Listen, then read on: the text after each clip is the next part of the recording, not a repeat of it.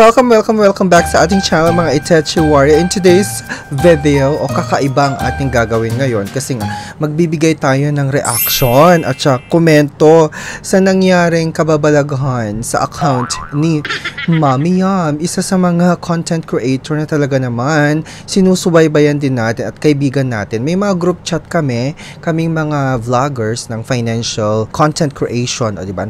Especially mga ola-ola reviews, diba? So ang balita ko ang chika Bombom kasi nga nagulat ako, linimas ang kanyang bill is credit limit. Nilimas ang 34,000 yung kanyang credit limit.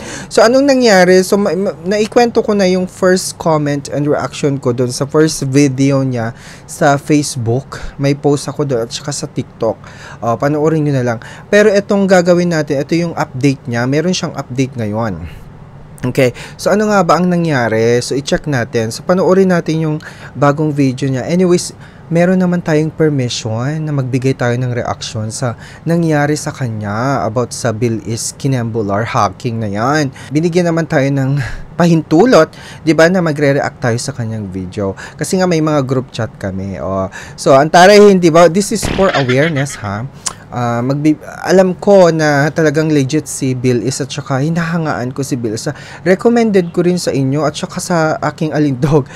Though hindi ako na-approve kasi ilang beses na rin akong nag-a-apply sa Bill is pero hindi ako ina-approve ni Bill is. Kaya wala akong masasabing existing account ko kay Bill is. Pero meron akong account sa kanya. Registered ako as a member ng Bill is app.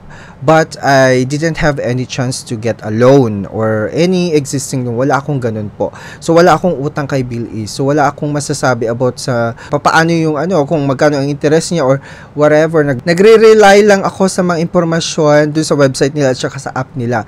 Pero this time, this is very shocking and surprising na nagkaroon ng ganitong limas-limas issue, 'di ba?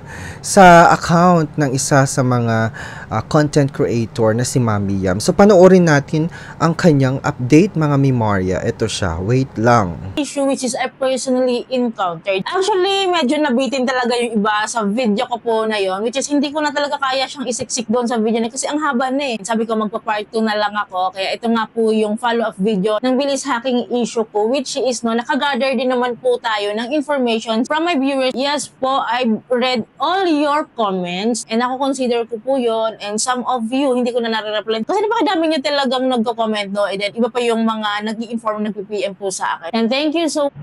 Kakaloka. Ang kinis ni Mami Yam, no? Ang ganda niya, Charis. Hindi yung Charis.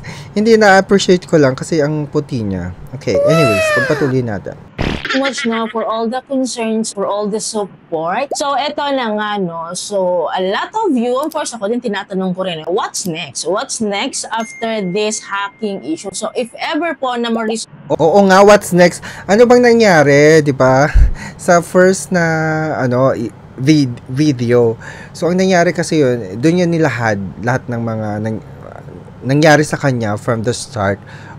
Kung papaano na limas yung kanyang 34,000 credit limit sa Bill is. Pero ayun, i-check natin itong update niya, itong 2.0 Kinambular. Issue na ito, masettle po ito ni Bill is. What's next? Kumusta? Ano na yung mga possibilities with Bill is? Masasabi pa kaya natin na safe pa kaya dito sa Bill is? So anyways, it's been 3 days ago na, nangyari yung incident po ng hacking sa akin. Wala pa rin po akong makuha talagang matinong sagot kay Bill is. Last Friday. Nakakaloka.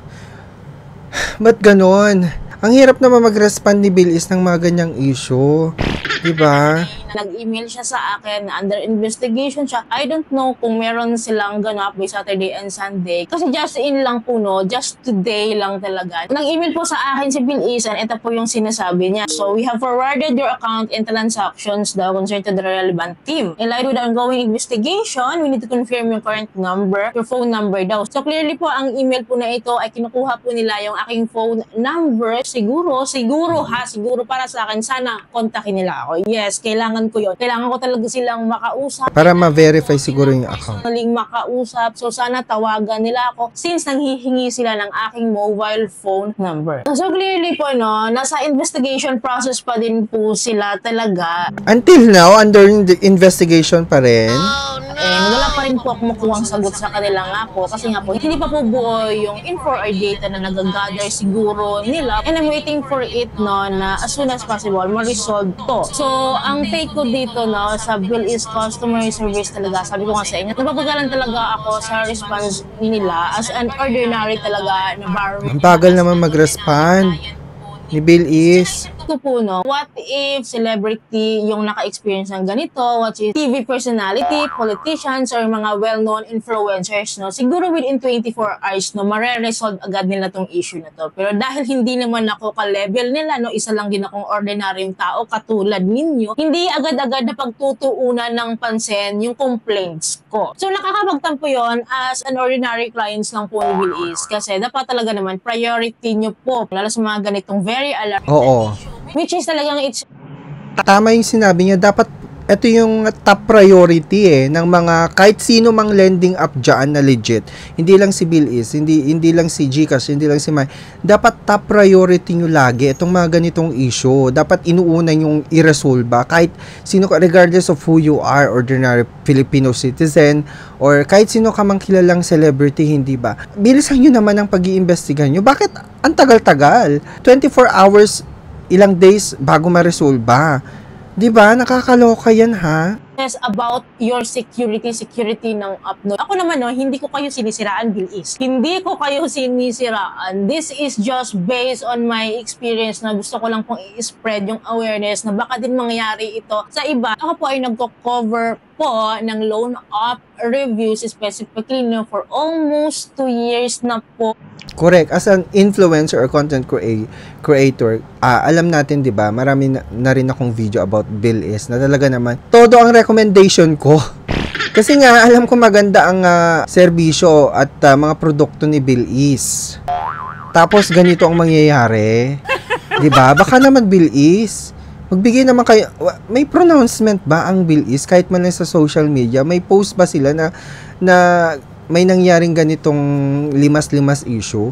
Parang wala, hindi ba? No, na ginagawa ko to. And isa po si Bill is talaga na kino-cover ko, which is lagi kong kino-comment, very legit up, maaasahan, the best loan up. I'm covering Bill is loan up for a year niya. And alam niya ng mga viewers ko, ano yung nagiging journey ko po dito sa aking Bill is account. Paano ko napataas yung aking loan offer. Lahat yon kino-cover ko. And I have no negative feedback about Bill is. Kasi nga naman, personally, nakilala ko si Bill is. And maganda naman talaga yung loan up na ito, legit yan. And again, sinishare ko, kino-cover ko yung Bill is loan up, yung legitimacy niya, kung gaano siya, ganyan. Nang walang bayad yon, hindi po ako bayad-bayad. Pag may na-experience ako na pangit, talagang i-expose ko yan. Hindi po ako bias dito kasi ang goal ko naman to spread awareness po. Kasi pare-parehas lang din naman po tayong nangungutang dito, di ba? Pare-parehas lang din naman po tayo yung naghahanap ng mauutangan. Pare-parehas lang din tayong may karapatan no, na malaman itong mga ganitong pinagkakautangan natin kasi it says about our personal info. Yes, yung ating personal info, inaalay natin sa mga loan apps na to kasi umaasa tayo na legit po. Di ba meron tayong agreement po na pinagkakasunduan na ina-agree po natin, no? Yung Data Privacy Act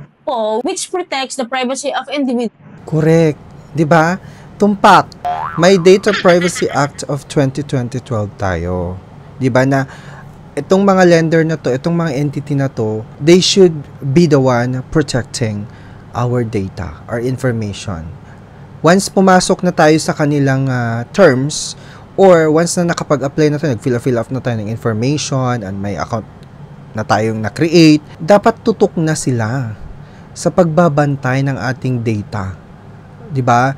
They should help protect our information. As a subject or data subject, karapatan natin malaman kung ano nangyayari sa ating impormasyon sa loob ng app na yon, sa loob ng sistema nila. 'Di ba? Under personal data. So, sa client ni Bill is, panatag ako, safe and secured ako with Bill is sa personal data ko na masisecure talaga nila, na safe talaga, makikip talaga nila, hindi yun makakalabas. So, sa nangyaring hacking sa account ko, so paano na to? Ano nang mangyayari? Diba? Kasi nakuha na yung mga personal info ko, so what's next? What's next after this? Diba? Anong mangyayari sa akin dito? So, if ever na hindi po ito mare-resolve ni Bill is, no, like, if ever babayaran ko yung monthly na inutang nga po dito, which is not my doing, itong 34,000 na. Oh my God. 34,000, tas monthly. Ano yung babayaran mo? Ha? Tapos wala man lang pronouncement, wala man lang update or responsibilities. Meron na ba? Kung meron, pa-comment naman kung meron ng update si Bill Is, mami. Nakakaloka to, ha?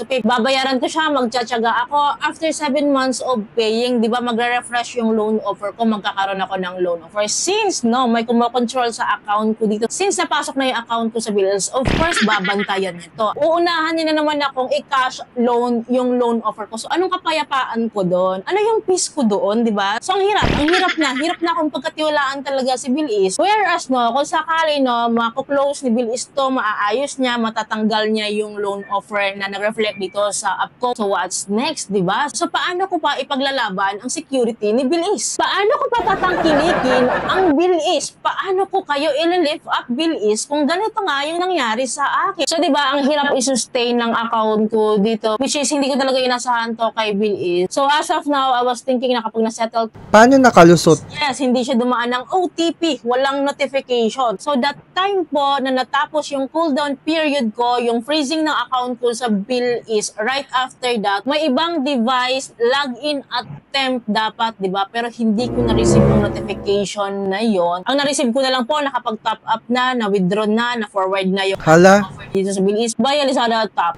Di ba may... FYI ha, ang phone number sa Lazada at ang phone number na na-register dito sa Bill Is, Di ba dapat may facial recognition? one-time password, ng verification code. At least na-alarman lang ako that time. Pero yun, yung dulo-dulo talaga, wala na eh. Wala nang notification ng OTP, walang notification ng new device login detected. So, nangyari na, na-inform na lang ako. Merong nag-cash withdrawal sa loan offer ko sa Bill Is. Sobrang weak, napaka-weak po talaga ni Bill Is this time. Which is may kaya akong magsalita dito kasi personally na-encounter ko nila na one app, one device, diba? Alam niyo yung gano'n? Oo.